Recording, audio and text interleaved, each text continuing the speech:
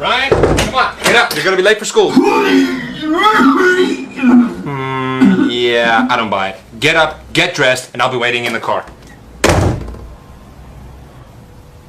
Oh, Mom, I'm sick. I can't go to school today.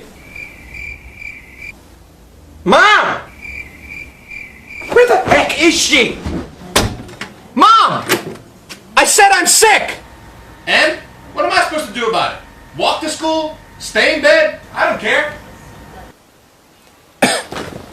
My baby! I'm coming, my child! Honey, are you alright? Listen, you don't have to worry about going to school today. Just stay home and relax.